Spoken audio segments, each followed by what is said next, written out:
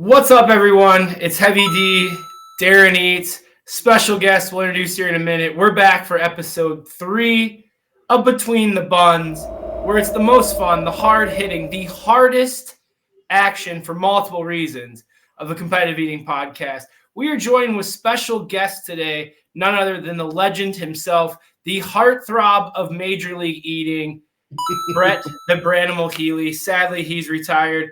Brett, why we jump into this? We're going to start off, get this rolling. Brett has lived in Memphis and North Carolina, so Darron and I want to know who did it better, Memphis, North Carolina, barbecue.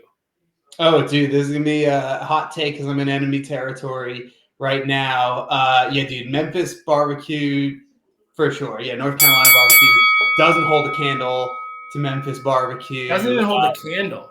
Doesn't even hold a candle. No, like in many ways, when I moved from Memphis to North Carolina, my local food game went up quite a bit.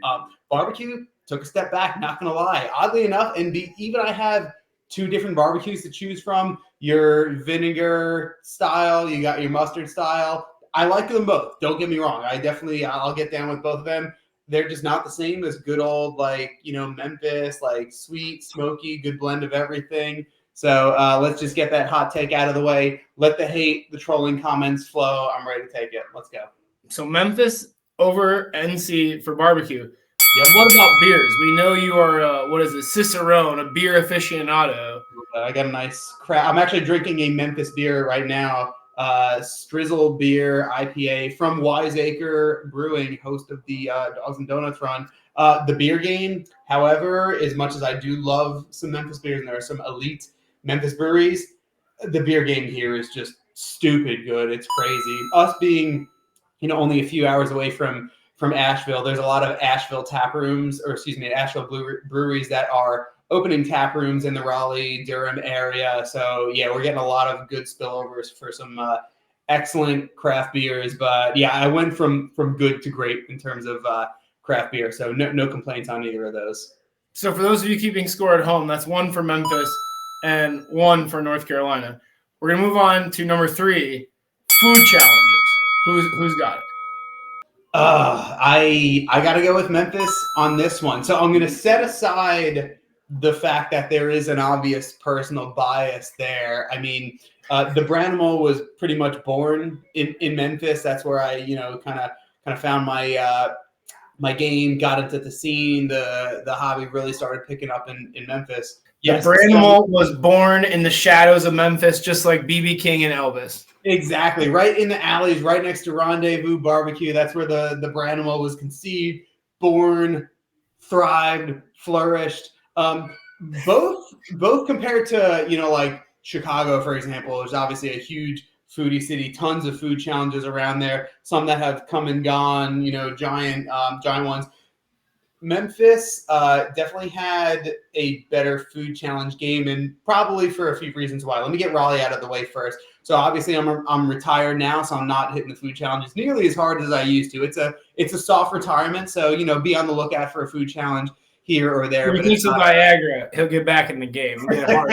Yeah.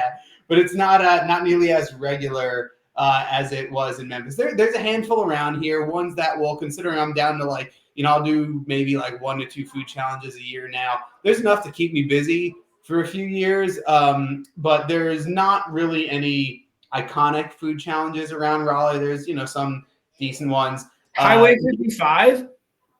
What's that? Highway 55 isn't iconic?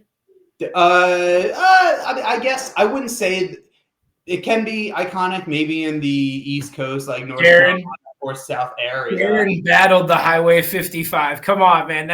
Darron, is that not an iconic challenge to you? I would have to say so. I mean, just because of the sheer amount of locations you have. Because, every time it's funny when I pull up a foodchallenges.com and use the map view. If you didn't know about Highway 55, if you zoom into North Carolina, it looks like there's 300 different challenges there. You know what it looks like to me? 50 of them are Highway 55 challenges. So. Dude, the Highway 55 challenge map looks like the map that tells me there's singles in my area dying.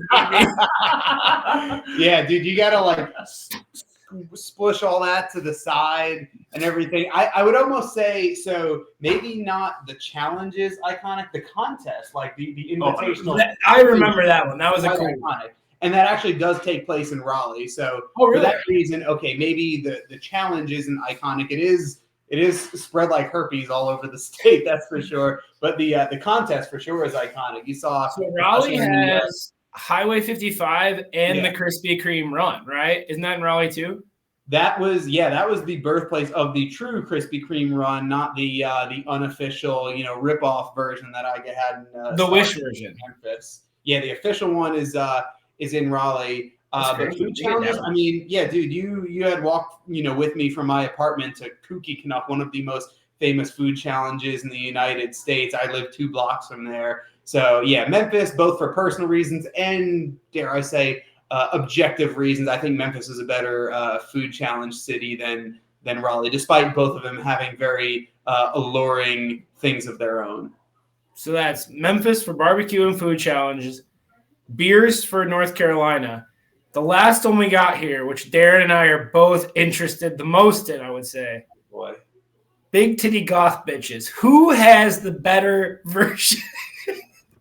The people want to know, Brett. The people need to know. So this is an uninformed opinion, but I have some indirect insight. There is oh man, I wish I remember the name of it. I don't know if it's called like the name of it. So came out wrong. So I think it's called maybe like the Wicked Witch or something. There's a like goth industrial club somewhere in Raleigh that I kind of want to go to. Like you piqued my interest. I kind of want to go there. It sounds pretty fun. I haven't been there yet, but I imagine that's probably where you would find such clientele that you're inquiring about. I don't think there's any sort of home for that in Memphis. You're just out in a goth metal desert. You're not going to find that in Memphis. So it's a tie, everyone. Memphis and Raleigh, or North Carolina, both have their wins and losses. So Brett had an illustrious food challenge career, had an illustrious major league eating career, and then stepped away after Coney. But Brett was always known as someone that was very physically fit. A lot of my fitness is getting told how fat I am. But for those of you at home, we all know Brett does not like white cream foods. So for those that don't know, Brett hates white cream foods. So to get this thing going still, to continue this momentum, we're going to do a little this or that real quick. Would you rather do a double beer mile? So a quarter mile for 2 miles, you have to drink a 12-ounce beer. Or eat 1 small tub, like a normal tub, of sour cream, nothing else, just sour cream. Man, so I had earlier today listened to episode 2 of Between the Buns. As a matter of fact, I love the way that the camera I am quite literally sitting between the buns right now. Didn't even plan this. What am I? This is like, where's the cream filling? Oh, right here. So you guys should know this by now, at least, my friends on this podcast. So I'm a glutton for punishment, right? Like, I love a challenge. I love doing silly stuff. Double beer mile? Sign me. I'll do that tomorrow morning. Let's go. I would not want to eat. I don't care how much sour cream you said. What was it, like a spoonful or just a normal tub? Just a normal tub. No, absolutely not. That sounds disgusting. Double beer mile? That sounds like a bad idea, but a very fun idea. I would enjoy that way more than tub of sour cream. I hope we don't Number 2. I'd rather eat the sour cream. Yeah, I would rather eat the fucking straight. Number 2, would you rather do 500 push-ups or eat a dozen Krispy Kreme with a mayonnaise glaze? I feel dozen Krispy Kreme. I feel like I'd probably rather do 500 push-ups, but I can't do 500 push-ups. I can't do If I had to do one or the other, or gun to my head, I would have to choose the mayonnaise glaze. Because of the injury, right? Yeah, injury. I mean, like 500 push-ups is a lot of push-ups. There for a period of time I was doing like 100 a day as like a fun challenge. I did there for like maybe like 7. A fun challenge is 100 push-ups a day. Yeah, no, it got exhausting, but yeah, I actually got like golfer's elbow right now. I entered this the other day, so 500 push-ups is not happening. I guess go ahead, give me the white creamy stuff right down my gullet.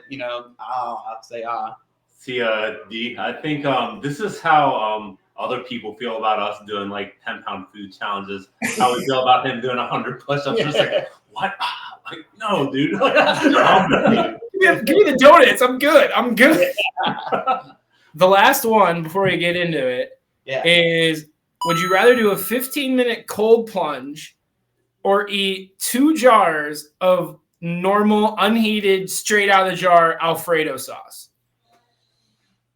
So I have not actually ever done a cold plunge, so I want to do that. A 15-minute cold plunge sounds extremely difficult. I feel like a 3-minute cold plunge is probably extremely difficult.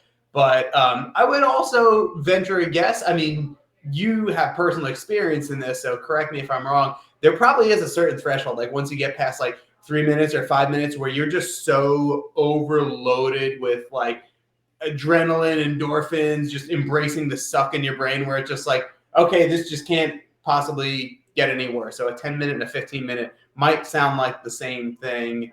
I would go with the factors though. Darron and I have ADD, so that also helps us because like our brain is like factoring out what's going on. And I also have 100 pounds on you, so I'm like a bear coming out of hibernation, where I'm just like, okay. Oh, dude, I get at that cold plunge looking like Mr. Deeds with, like just frostbite all over my limbs. Like, hey, this feels good. You can stab me in the finger and I won't even know it. Yeah, that's oh my goodness. Yeah, no, thank you to both of those. I'd pick the cold plunge if I had to. So, Darron, you want to ask Brett any questions since you can lead it off? Well, one thing that I can truly say about you, Brett, is you're one of the nicest guys I've ever met in competitive eating. Oh, probably just in general, really. Probably just in general. You're a very nice guy. Yeah. But have you ever had a rage moment in competitive eating, or like not necessarily MLE or anything like that, but from a food challenge or anything like that, where you kind of lost it a little bit for a second there? So maybe not a rage moment. Like, so early on, maybe in like my first like year or so of, I'll say, because everyone, defines when you get into competitive eating. Like, I feel like most, like, especially both you two guys, when I started dabbling in food challenges, when I started like getting into competitive eating, like some eaters, like they just go, straight up like contest mode. Just make sure this doesn't fall asleep here.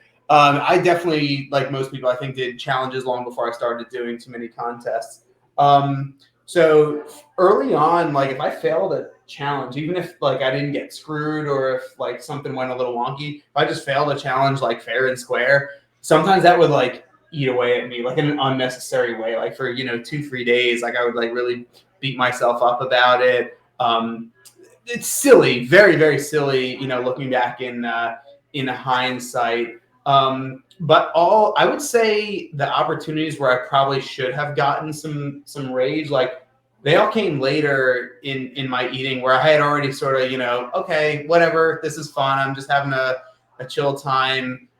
Derek was obviously involved in one of the times where like we probably should have gotten a little bit pissed and some wacky stuff happened. No, I never said I got like raged, but maybe in like 2019, like that's where I was having a good comeuppance in like major league eating. That wasn't, I guess, my rookie season, but it was like after I sort of found my rhythm and like really started to see some improvements. I was capacity training a lot. I was starting to like place more and like place not just, squeaking into the money, starting to move up and get a little bit better prize packages. That's where I think it was a little bit easier to sort of get me off my game. And like, man, you probably would have thought like, it's funny because Sam Barkley made a joke on, can't remember which qualifier I did, but I had already sort of started to like earn the narrative of like always the bridesmaid, never the bride. Dude, I failed so many of my first qualifiers by like 1 hot dog, like 1.5, 2 hot dogs. Like I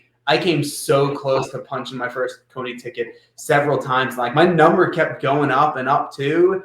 And I don't know, me being an optimist, I was like happy about that. But at the same time, I'm just like, come on, man. Like, especially my first one. So when I did the Miami qualifier in 2019, I remember Pablo was the guy I was going up against. I remember seeing that. And like, so Pablo had like, maybe 4 years ago, he was hitting, high 20s stuff that I had not yet hit, but I had seen him put up a couple like mediocre qualifier numbers. So I went into that contest like, I think I can, upset this guy. I think I'm about to, make my splash here. And I think he thought the same thing too, because like, we met each other and we both knew it's like, hey, we're really going to be going toe to toe in this contest. So and that was interesting because, like I said, I had done like 1, maybe 2 like major league eating contests at the time. I wasn't yet like a signed eater. I was just, like an independent guy, sort of making my name. But yeah, that was kind of interesting because we definitely both, we like shook hands, but there was a little bit, we hadn't yet, gotten a little bit friendly. It was more like a shake hands and then, sort of stare lasers into each other's eyes, sort of thing. But it was great. I mean, like I hit a PR that day. I think my best before that was like, I think I went like maybe 20 dogs in my debut and then like 26 that day, which he hadn't eaten over 25 dogs, I think, in like 4 years. So I thought that number was going to be good enough to beat him. But, he hit, I think, 27 3/4. So he put up a good number, best he had in a while. But yeah, that was never actually rage. Even then, when I was probably at my most competitive, it wasn't rage. I don't know, maybe I'm not that kind of person where I get like enraged about something. And maybe that sort of helped keep competitive eating in a perspective, because like, let's be real, this is competitive eating. Like it's fun, it's exciting, pushes you to do stuff, but like it's not really anything worth getting that mad about. But for sure that had definitely sort of pushed me, and that was and that was one of a string of contests where I would go on to continue hitting personal best, and still falling like 1 dog short, like contest after contest after contest. Until Derek and I both hit PRs at the Des Moines, Iowa State Fair. That was probably it was obviously finally when I punched my ticket, which ended up being a 3-year ordeal to finally get the ticket redeemed. But that was pretty wild, the whole scenario of that. So fortunately, I had the just have fun, roll with the punches mentality, which I think helped kind of keep me a little bit loose and keep me from, maybe beating myself up and like giving up or anything. I definitely had the, okay, no big deal, get back into it sort of attitude. I'm glad he's so calm and nice, because I don't feel like Darron and I are the same. I mean, Darron has, we mentioned in the first episode, called the cops at a food challenge. I, as Brett saw in pizza challenges, I have this, like what my mom calls, and I say this just out of respect for her, as like her memory, since even though she's alive, she's not necessarily home anymore, but she had this term where she'd call herself like a friendly bitch, where she would just be like super friendly, but like super being a bitch. Or I'll be like, oh, we're sorry you didn't win the challenge. And I'm like, yeah, this, double the challenge is always a tough time to win. I'm from Vegas. I get it. The house wasn't built on like winners, right? Like, oh yeah, I get it. Like, I always make those like fucking comments, because like, yeah, you're always a nice person to me. Like you and Brandy are both, and like when I'm like, I am going to fucking go leave an upper decker in this place, you guys are like, come on, we can do better than that. We don't need to do that. Come on, everyone can be friends. But with that, who is your favorite contest MC? You've done a lot of contests. You mentioned Sam Barclay. Who would you say, you get one final contest, who's announcing you to come up to that table for your final contest versus, whoever, like, Brett Healey versus a grizzly bear in the hot dog eating contest. Who's announcing that contest for you? Anyone? I feel like I'm going to maybe like backstab Sam a little, because he obviously did, so much heavy lifting. He probably emceed like 90% of my contest. But dude, my first ever time eating at a major league eating table was Mike Sullivan, and what a pleasure he was. We immediately hit it off. Him being from like New York, New Jersey area, we worked around the same area and whatnot. And like, so oddly enough, for my first time at a major league eating table, this was Moon Pies, October 2017, Memphis, Tennessee, Bass Pro Pyramid. I had moved to Memphis only 4 months before that, maybe like not even 4 months before that. And Mike Sullivan, I was still like, I'd done like a few food challenges. I think I got like waitlisted for one other MLE contest that I didn't get into. And then the second one that I signed up for, they let me in for it. So Mike Sullivan wrote up this whole great spiel, like, hometown hero thing. Like, oh, this guy's a Memphis guy. He's going to come in and eat moon pies. And, I went to check in with him. Thank God he said moon pies and not cream pies. It would have been real weird. Yeah, there was plenty of nasty, sugary marshmallow cream in those anyway. That was too tough to eat. But so I remember going up to meet him. This is still when I was, goody two shoes in Major League Eating too. So I'm showing up to the contest. He says be there 60 minutes early. I'm there 70 minutes early. Not showing up 30, 20, or 10 minutes. Find a waiver 2 hours beforehand. Yeah, exactly. So I showed up plenty early. But I introduced myself to Mike, and he's like, "Oh yeah, you're Brett. You're the local guy." I said, "Oh yeah, I just moved here from New Jersey." He's like, "Well, I just wrote a whole spiel about how you're a hometown hero, so we're just gonna roll with that. So don't say anything about New Jersey." I was like, "You got it, man." So yeah, no, we got along great. I listened to plenty of episodes of his podcast. He gave me a couple shout outs and everything. But yeah, Mike Sullivan was also just such a cool guy, and despite only having been emceed by him, I think like maybe 3 times over the course of my eating career, he was just a super cool dude that I always got along with. So he's got to be, first one to announce me on stage. I would have wanted him to be the last person to announce me on stage. Darren, who you got? See, that's a tough one because you can't really go wrong with any of them for their, They all it's like a Super Smash Brothers choose your character, right? Yeah, like they're all so different. Exactly, because for instance, George Shea, he never gets names right. A lot of the stats are off, but he's so iconic, with his hands shaking and he's the Coney guy with the boater hat. And then Rich Shea, That's why he's the GOAT, baby. He's the GOAT. Exactly. The face of MLE. Then Rich Shea, I love his deadpan delivery, and quite frankly, I'll be honest. You get away with a lot more with Rich Shea too, so your numbers are a little more inflated. Sam, I've never gotten him, so I haven't gotten that. I get the microscopic, there's a crumb, you're done. -1, okay. -1 plate. Wow. No, Mikey calls a tough contest, man. Oh man. Maybe it depends on the direction of the wind that day. I guess maybe there's some high variance with. Dude, maybe I should start doing an NFL kicker. I'll go to Bagels this week. I'll pick one up, throw it in the air, and be like, "Hold on, I got to rotate this. Yep, we're eating over here." Wait, yeah, Derek, which contest did Rich Shea MC for you? Contest or contests, plural? Because I only got MC'd by him once. It was the second time I did moon pies. I didn't really see him on stage much. I mean, you probably saw him. Darren's probably seen him more. I've either had only Sam, I've had George twice, and the rest have been Sam with 2 of Mikey. And Mikey absolutely killed it with tamales, but otherwise it's been Sam, which is funny because it's when you first start, they just give you a generic one, and then they start to build on it and all that kind of stuff. So it always gets interesting to hear what Sam really thinks of you and stuff like that.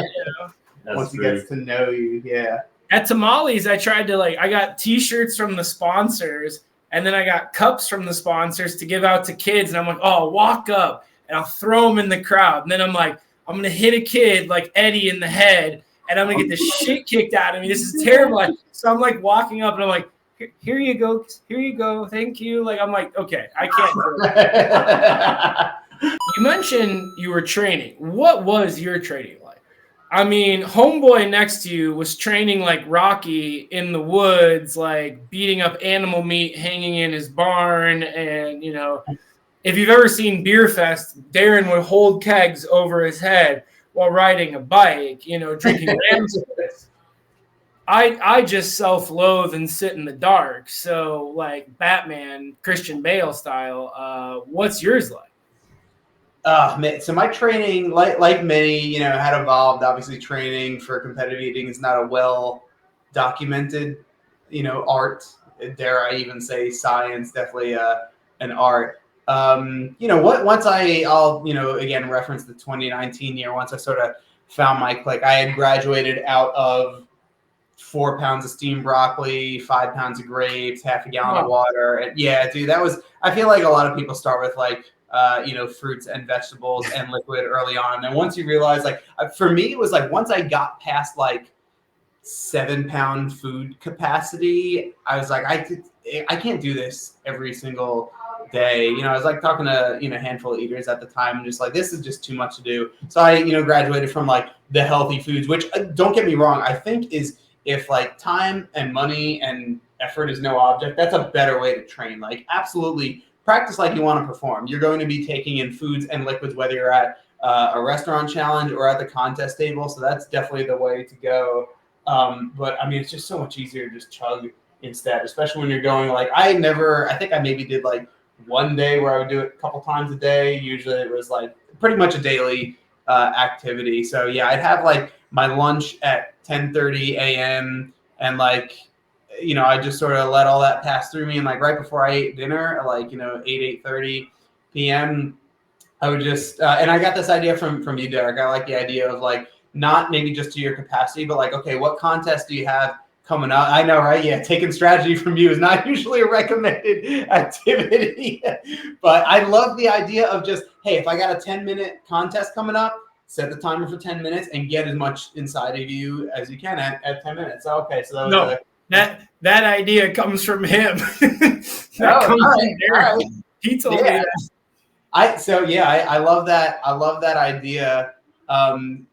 But yeah, I would do that, and same thing. Train with just liquids, and then put those Gatorade electrolyte squirts in there, and then obviously you get past the threshold where it's like even with the electrolytes, like I got like water drunk once or twice. I'm like, this is very bad. Like not doing this, not even gonna mess with this. I felt absolutely horrible for 5 minutes. So I mean, started just like puking it up after that, and it's a dirty, dark secret, and it's not fun. It was not enjoyable, but he got good at it. But it's the most best bang for your buck way of training. Like, do not do this at home. Terrible idea. Absolutely not do it. But it was the most effective bang for the buck. Not the safest. Not the most. Definitely not the most fun, man. As much as I do miss the competitive eating world, liquid training is something I miss 0%. That was just absolutely horrible. But that's what the training got to. I would like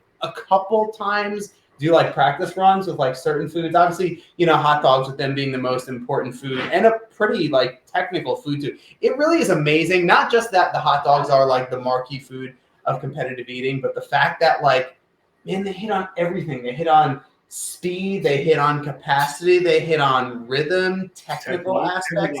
They are like the perfect food that develops. Which is crazy because you're like, oh, it's just eating. And then you look at that food and you're like, it's not so bad. It's hot dogs. And then you get into it like to our level and you're like, it's like bagels, right? It's like, it's not a capacity food.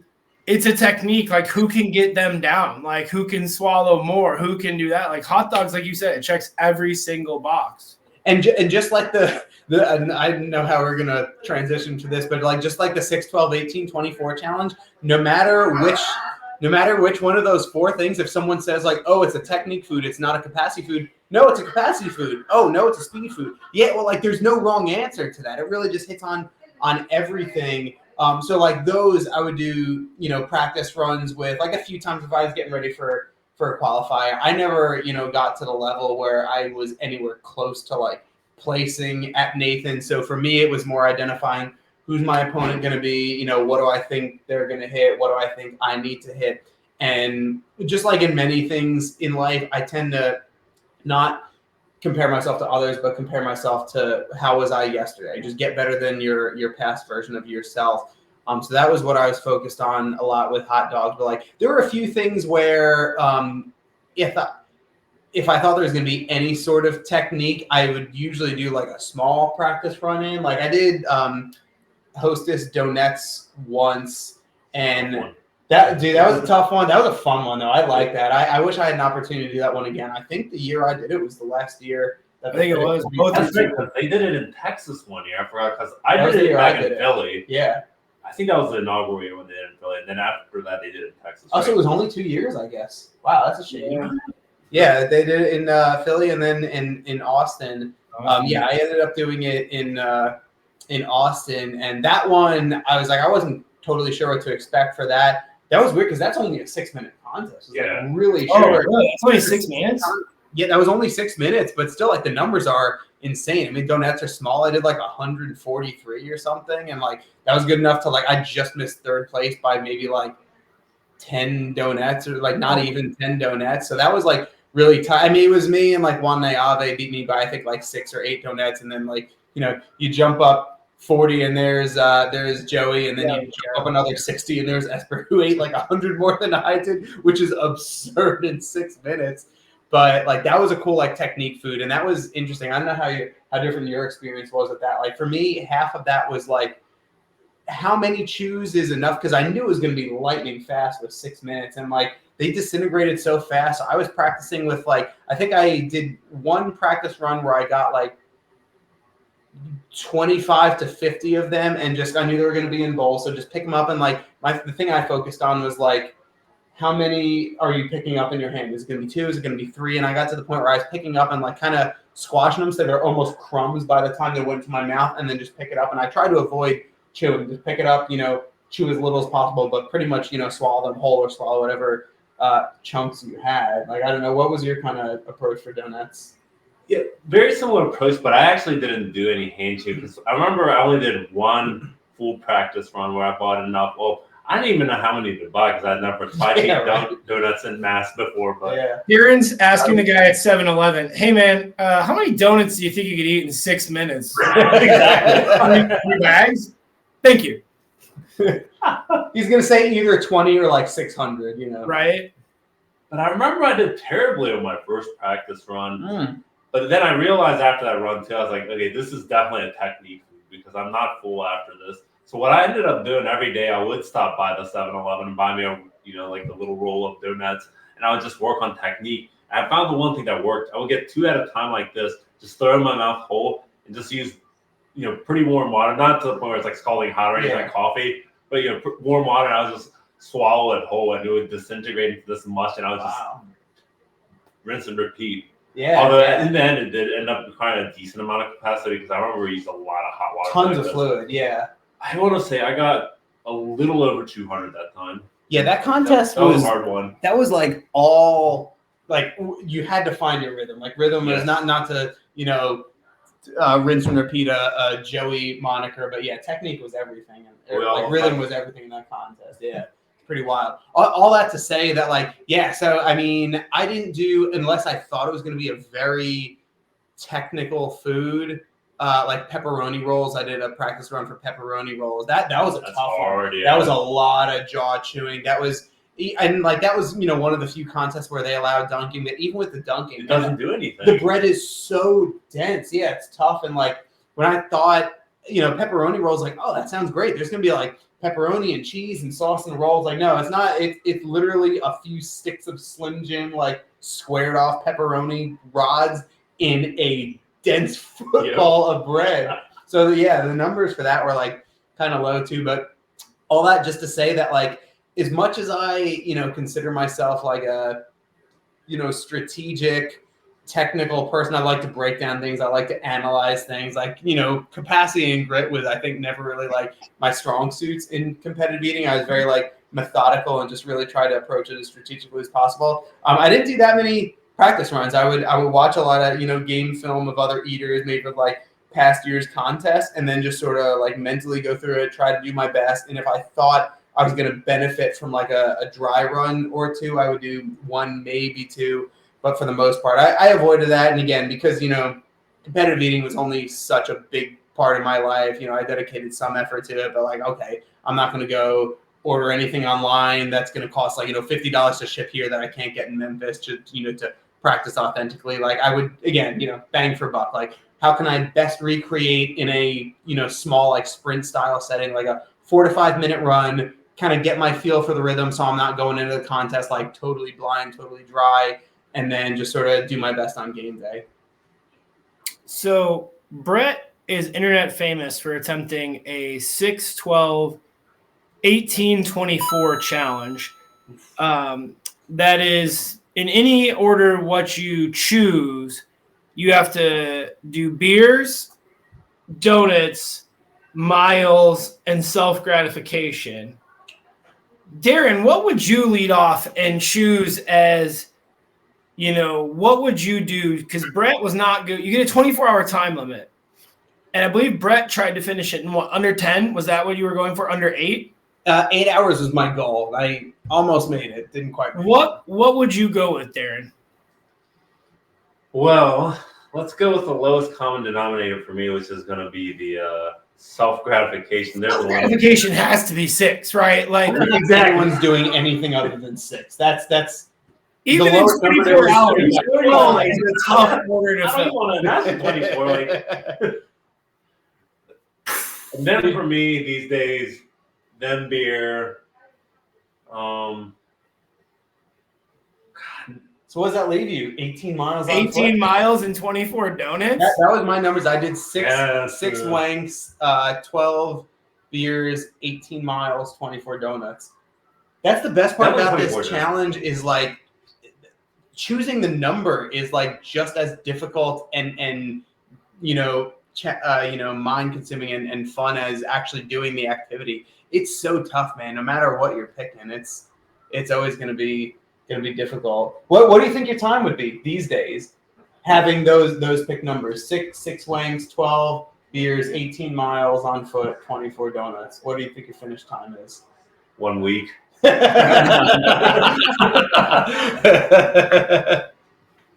What about you, Derek? Yeah, how would you break that down? I mean, you got to go 6 on the self-gratification, right? You just got it. Yeah. I think for me, it's 12 miles. Okay.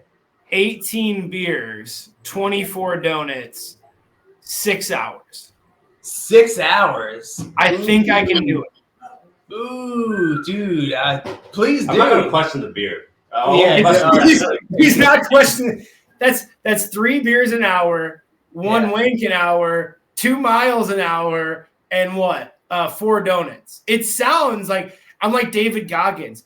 I'm doing the math. All I have to do is 1 crank an hour, 2 miles an hour, 3 beers, 4. So every 15 minutes, I chug a beer and just keep walking.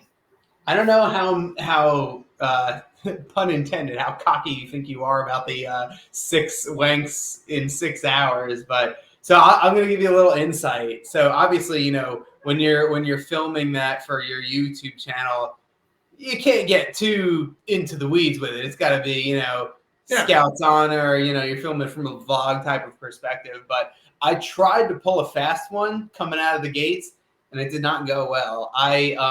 So I started the challenge, I think at like 7 or 8 in the morning or something, and I thought, I was like, okay, I'm gonna, rub 2 out together, just let me do a little back-to-back 1-2 punch, and I'll be ahead of the game here. And I got 1 out, and I'm like, all right, good. Let's try for the second one. And all I did was waste 15 minutes of a very, I thought at the time, a very unpleasant, I don't know about painful, but yeah, unpleasant, uncomfortable attempt. And I ended up giving up after 15 minutes. I'm like, all right, I guess the 2 punch isn't happening. So I went and I ran my 6 miles after that. I did my 3 beers, my 24 donuts.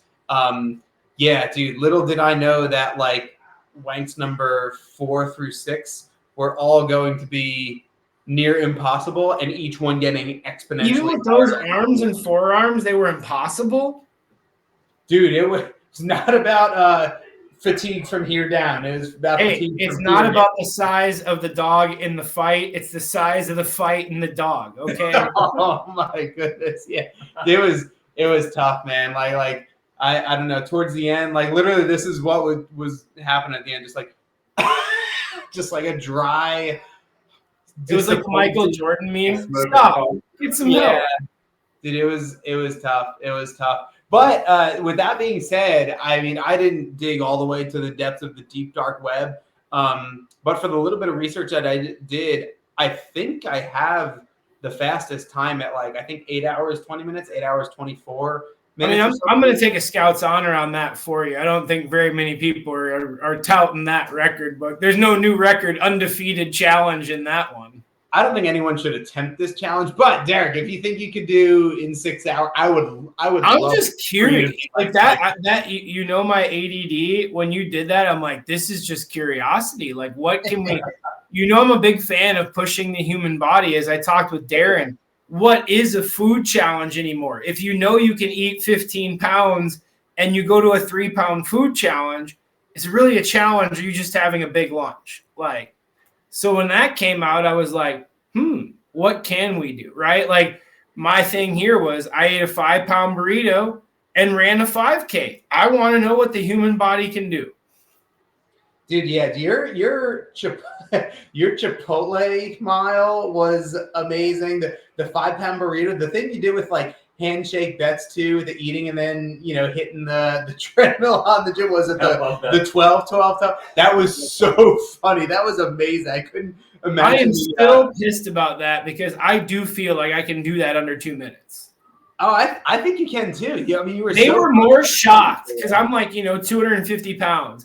They were more shocked at the ease of my big ass running at 12 miles per hour. Like, he's like a damn gazelle. He's just going. And they're like, what the fuck are we watching? Like, they had no idea. They figured that was where I was going to struggle. The influencers in the wild look you must have gotten during that challenge must have been hilarious. That was 100%. Very impressive. Oh yeah, dude. Kudos to you, man. That is no joke. Saying as someone who's eaten donuts, run really fast. It's like, yeah, that's anyone who says it's easy, all right, go ahead. You show me your video. You show me how easy it is. That is no joke. Which, speaking of that, that'll go to our last segment here because I do have one more question for both of you. And I know I appreciate both your times. So as a group, because I look at it as a group, we had a video get 12 million views, Fat Boy Slice of Pizza, which a hurricane stopped Brett. But Darron, you did compete in that event, right? Correct, yep. I did not. I was ecstatic to go to New Orleans, see the pizza, do the challenge. They told me I had to swallow it. And then at the end, they're like, oh, we found out as a chipmunk, so this is the time we think you got, which I'm like, had you told me I could chipmunk, I would have changed how I was eating, but cool, whatever. I didn't care. I literally did the challenge like on a 12-pack of beer, so I was already having enough fun. With that being said, we post a video.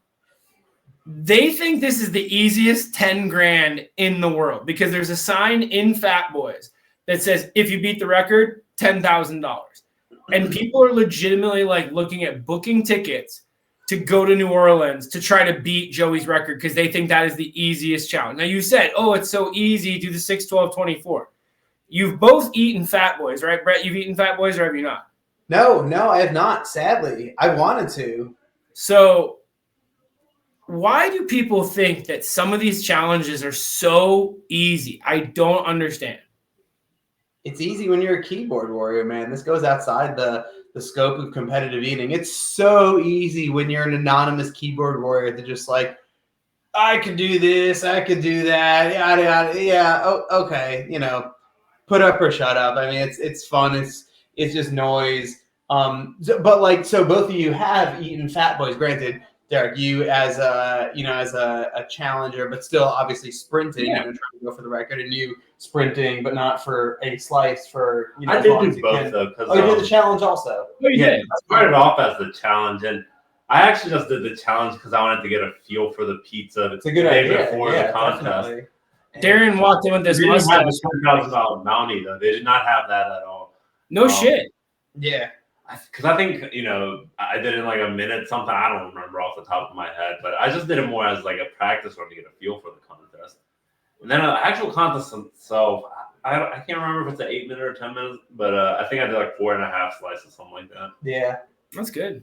But yeah, I'm curious from both of you. So clearly, all the haters, you can eat a dick, it doesn't matter. But like, what was difficult about that? I don't remember. Like, so what was your time, Derek? And like, I guess both of you guys, what was harder about that challenge than maybe meets the eye? And I say this because like, pizza is one of my best foods. Like, I love pizza. I usually do really well at pizza, and that one actually looks pretty easy. It looks pretty soft. But what's more difficult about that than meets the eye? Is it like, is the crust tougher than it looks? Is it like really heavy, cheesy? Yeah. What's stopping you from nabbing that $10,000? I guess. I know for me, it was actually more of just handling the pizza itself. Because it's funny, Google, Darron Eats pizza contest, and the picture will pop. It looks like I'm doing this with the pizza, basically, right? Doing the bazooka to the face. Because like the pizza is a legitimate 2-foot slice of pizza, but it doesn't weigh too much. I would say. I think they told us the contest one weighed like 2 pounds a slice or something like that. It's a relatively thin pizza. Yeah. But usually when I do a pizza, I'll fold it in half with the cheese on the outside. Yep. So you got the grease on the outside, it goes down a little easier. But the pizza's so freaking big that technique didn't work, and I was like, crap, I don't know what I'm doing. So I'm just like making up on the spot, and I just start doing this, and that's why I came in third place and not second or first. But I just think just the sheer size of it just confused me, and it's kind of cumbersome to handle. Yeah. I mean, it's big, and I think it's one of those foods that when people see it online, it doesn't look that big because it covers a pizza, like the pizza peel, the circular thing, and everyone goes, oh, well, it's a normal pizza. That thing came out, the whole restaurant was like, what are we about to watch? Holy shit. But no, I mean, where I was going with this is like, if any contest, like if you two could compete in one final contest, any past, present, or if you could design one, like if there's a food where it's like, yeah, I want to do the hot tamale eating championship, whatever, past, former, present, what contest would you do if you could?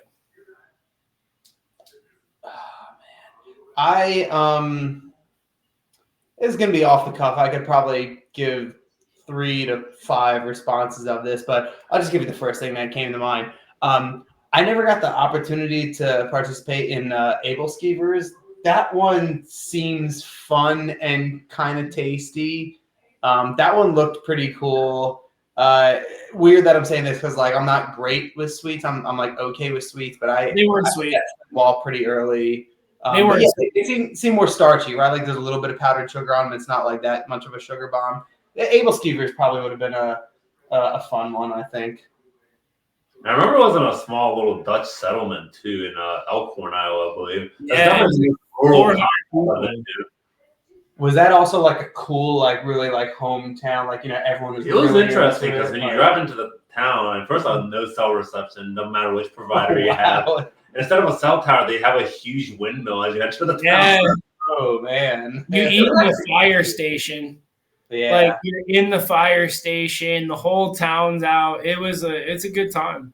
Yeah, I guess that maybe like Fat Boys. Yeah, like, as you said, like I was signed up for the first debut Fat Boys contest, and then a hurricane came through New Orleans. A surprise, right? A hurricane coming into the Gulf Coast. But I couldn't make the makeup date. And man, even the makeup date, like that was not a very stacked field. I think it was like Jeff, Joey. Did you make the first year? Yeah, first one. Okay, so I think it was like Adrian. Okay, I think it was like only you, Jeff, Joey. Like Adrian at that time. I think I probably could have taken given Adrian a run for his money. And then after that, it was like pretty big drop off. It was like I think like Jocelyn Walker was there, and then like a bunch of locals. What was that? Bobby Boucher.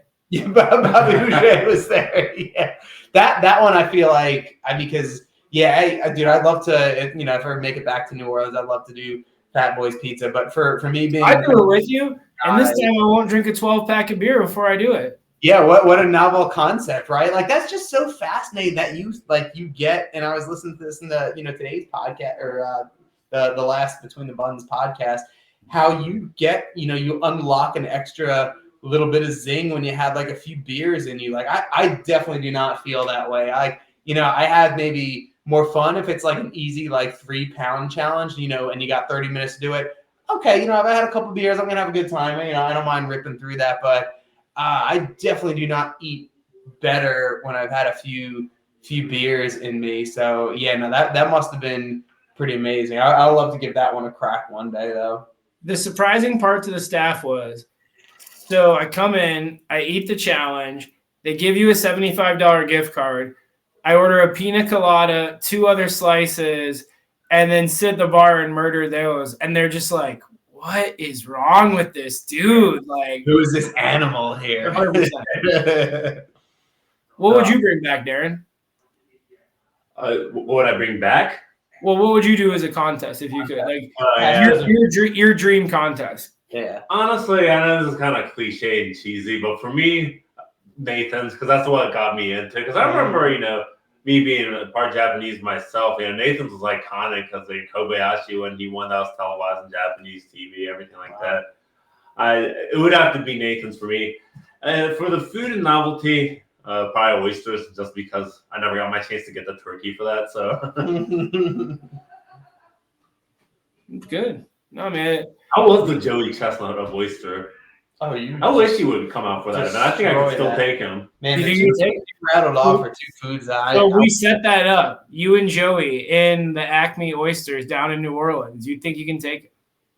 I mean, not right now, but I mean, if that window of opportunity were open, I will come out of retirement for that. Nice. You heard it here first, dude. Oh my goodness. We got 2 soft retirements and a hard retirement over here. Yeah. Oh my goodness. No, I'm similar to you. I would like I wish Fat Boys would come back just because pizza is one of my foods. Pizzas and burritos are like 2 of my foods that I was always good at. I'm not good with pancakes. I don't know what it is. They just the one that I saw when I was a kid. So we all saw Nathan's, whatever.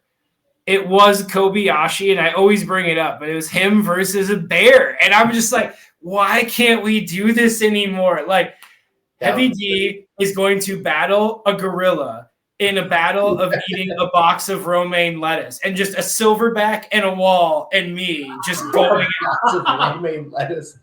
Well, that's what they eat, like, mainly, right? Isn't like bell peppers and shit? Like just a box of assorted vegetables. I would think bears are predators. No, they're not carnivores. No, bears. I said gorilla, man. Oh, a gorilla. I think gorillas are herbivores. Yeah. Yeah, because that was the thing. I saw a post. A guy in our gym posted a thing that said, "You don't think you can be strong as a vegan? Look at a gorilla." And I'm like, Dude, the only bear I ever faced off with was we did peeled and unpeeled bananas. I faced off with that bear over there with the backwards white hats. That challenge almost lost me my wife. She said the sounds of listening to me eat bananas almost got her to leave. Oh, dude, yeah. There's a reason we put music over that. That was a really disgusting sounding challenge. That's the ASMR these people talk about. 100%, Darren. 100%. It was like. Yeah. I kind of wish like that was. I mean, I guess ASMR was like probably a thing. Maybe it wasn't as mainstream, but yeah, we would have one of those little like clip onto the collar like ASMR mics for that one. We could have sold that raw footage, made a fortune off of that. That was disgusting. So as we wrap up, our last question that we asked all of our guests, we decide what would be your favorite or your most unique hot dog condiment? Ooh, man, you make me pick one here. All right. I mean, we let off with Memphis, North Carolina barbecue. Darren and I just had some barbecue right before this. Dude, pulled pork with some barbecue sauce. Maybe that's 2 condiments, so you perhaps just pulled pork. No, you're good. Okay. I mean, I'm not a dry guy over here, so I'm all about interpretation.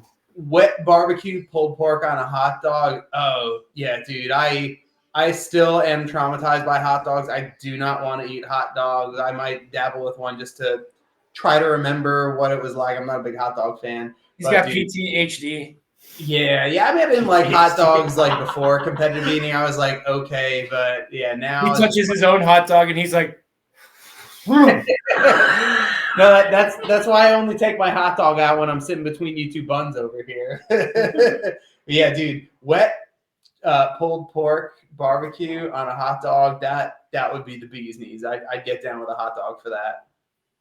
Sounds amazing. Yeah, right. So I've noticed they've had like Joey doing like unique, like someone told him to try like chocolate sauce and marshmallow on a dog, and I'm like, I don't know about that one. I mean, for as much as I dislike hot dogs, like the hell, I'd try that. How do you call yourself a competitive eater and you dislike hot dogs?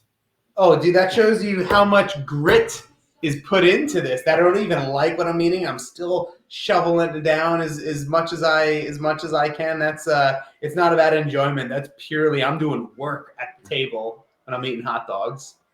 You got any other questions, Darren? Not off the top of my head, no. I'm sure we got some questions out on the road for you in the future. So I mean, the only one I have is who was your rival? You say you were just you versus you, but I mean, Darron had Jeff he was going after. I was always trying to chase your ass because I was always like right there. Like you're like, oh, I was here, I was there. I was always like, damn it, I'm one behind. Or damn it, like, you know, we went to Des Moines and they're like, oh yeah, you won. You had 28 and he had 27. They're like, oh, 32 and a half. I'm like, you guys can't do math, can you? Okay, cool. No, who would you consider, like, you know, if you had to choose someone, Darron, me, Darian, I mean, he's up there now. Him and I are training with each other. Who would you say is like you didn't want to do it that day? It was one of those days where you're like, this sucks. Who was like, he's doing it, so I need to do it? Well, first off, really, thank you so much for the kind words on the last podcast about, you know, me being a rival and just sort of, you know, being that drive. Right back at you, man. I mean, yeah, for sure. I may have in some contests, maybe not in some others, you know, been a step ahead of you, but I'm not good at chasing people in front of me. I am motivated by someone who's right on my tail. And like, dude, that was. We came into the scene, you know, around the same time we both hit our, you know, our stride and really started improving at the same time. As much as we were friendly rivals, yeah, absolutely. You know, when we were doing contests together, that was the guy I needed to make sure, hey, you have to beat Derek. And like, dude, I'm glad I got out of the game when I did, because you have like taken off since I would not be able to beat you these days. No, you've really hit your stride and just like really kept going, hugely improved. We have to look at bagels. If we were all to compete at bagels, we would all have to keep pushing because it's just so stacked nowadays. You talk about the contest field at Fat Boys. We never see a contest that light anymore. Yeah, no, I like that you compared it to Gyoza, because yeah, bagels is like, it's a who's who of competitive eating, and that field is loaded, like absolutely stacked. Oh man, like I prefer like butter on my bagels versus cream cheese. Granted, I'd probably eat that a lot more than I eat hot dogs. You know, very few people have the luxury of like really enjoying the contest food that they're eating. You know, as long as you don't hate it, I think that's kind of the floor that you have to have. Like I said, I would never go near like oysters or shrimp cocktail or anything. Like I'm not a seafood fan. Like tamales is my favorite food, oddly enough, because like tamales, I think, oh dude, I enjoyed it. It's weird because like tamales has, I may be, you know, thinking off the top of my head, more DQs in tamales than like any other competitive. Well, I mean, Greg Wilson holds the fucking world record in DQs.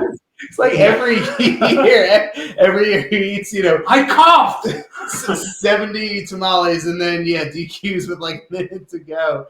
But yeah, not just him. Like several eaters have DQ'd at tamales. Not saying they're easy to eat, because I only did it 1 year, and yeah, dude, they get salty and greasy at the end. It's also 105 degrees. Yeah. That's true. Yeah. It's like early or mid-September in like, you know, South Central Texas. Like, yeah, it's toasty, and you don't want to be slamming tamales when it's hot. But despite how salty and greasy they are, like that was like, dude, the first 2 or 3 plates of tamales, I'm like, I'm still kind of enjoying this. Really? Like, yeah, dude, I like the tamales, man. Oh no, that's most other foods for me got sickening pretty quick. Like hot dogs, like moon pies get gross after the first like, you know, plate and a half. Donuts never get old for me. Like I'm always just enjoying those. I'm always ripping those. Donuts, the contest wasn't long enough to get sick of, to be honest. Like you get the, okay, I'm kind of sick of it sugar feeling, but like they go down so easy that like, just like Brett. I got tired of drinking hot water for that, to be honest. Yeah. It's more about the hot water chugging than anything else. But you know, tamales, I enjoyed that. But oh yeah, my goodness, I don't know. Yeah, that was a tough one for sure. But yeah, no, like I said, that was you were for sure my rival. You pushed me. We pushed each other. I mean, the fact that we were coming up at it, you know, really moving up through the ranks at it was like super, super exciting. And you know, that's part of the tough part for me now. I don't have Darron to chase and I don't have you to run with. I'm just kind of like a load and like just, you know what I mean? That's why I'm always like bouncing things off you guys. Like, what do you guys think about this? What do you think about that? It's weird when you're in that sort of no man's land in competitive eating. And I feel like when COVID struck, like that was kind of it. I mean, like, I'm going to guess that 90% of eaters had like little to no motivation to train. And like, yeah, dude. And like when you don't have someone either right behind you, you're afraid is about to overtake you, or someone right in front of you that you think you can sort of overtake them. It's tough to like really hit the books hard and like, really go at it. But I mean, you got to get lucky. You got to find a food that you actually enjoy, eating, and the right timing and everything, and who's gonna be there. But I mean, bagels that's a big opportunity for you, man. You got some cereal to ruin at Bagels, which I'm very excited for. Top 5 for bagels. Who you got, Darren? Top 5 for bagels. Okay, I will say Jeff number 1. Definitely. Okay. 2, Joey. 3, Webby. I don't want to put the pressure on you. You 4th. Ooh, that's not a good take, man. And 6. I'm trying to motivate you. I'm trying to push you up. Yeah. And then Nick 6th. I mean, you got Pat Bertoletti in there too. Wild card. I mean, he's retired too. He could show up and whip out a 3rd place out of nowhere. 100%. The guy came out like 2 years ago and puts up 40 in DC just like that out of 10 years out of the year. I know at the actual 4th of July event, he ended up doing 30-something, right? Well, then again, but hot dogs, like when he came out of retirement, he had eaten hot dogs many times before he retired for the first time. Like bagels, I don't know how well practiced he is in bagels. Yeah. Hot dogs, that might be like riding a bike a little bit. I mean, as long as your capacity is good, you can get back in the rhythm pretty quickly. Bagels, I mean, for sure, bagels is tough, and that's why I'm with Darren on like, oh, dude, that's got Esper written all over it. He's got the method, the strategy, the jaw stamina. He's gonna tear through those bagels. He's for sure taking the crown. Are we seeing a world record? Yeah, what was his number last year? Was it like 13 and a half or something? 14? 18 and this change in 8 minutes. Oh, man. I don't know, dude. Knowing that he's probably gonna win again, I think we'll see a world record. It's only 1 year removed. It hasn't been time off. He's one of those guys, despite what he says, when he says, hey, I'm kind of losing motivation to train, like I feel like I got to take that with a grain of salt. He's just such a robotic beast of training. He's just such a ridiculously good, motivated, strategic eater that if he has a year to do something, and, this is no knock at Jeff. Obviously, hot dogs is his Achilles heel where he doesn't linearly go up just about every other food. If he's practiced and he has experience, like, yeah, he's probably going to beat his number from last year. So I think we'd see a world record with him. I don't know how much he'll go up. Maybe 19 and a half, maybe 20. I mean, the bagels, they just seem so difficult to eat, even with the cream cheese as a lubricant. I don't know how much of There's not much help on the cream cheese. It's only a tablespoon on a 5-ounce bagel. Okay, yeah, that's pretty dry. So, yeah, I think he'll beat his number. I mean, he's almost getting to, close to like bowling a perfect game. Like every bite is just so perfectly polished and, everything counts. I think you'll see a world record. I like Darren's predictions. I hope to see some. Let's go, Heavy D. Let's go, baby. Come on.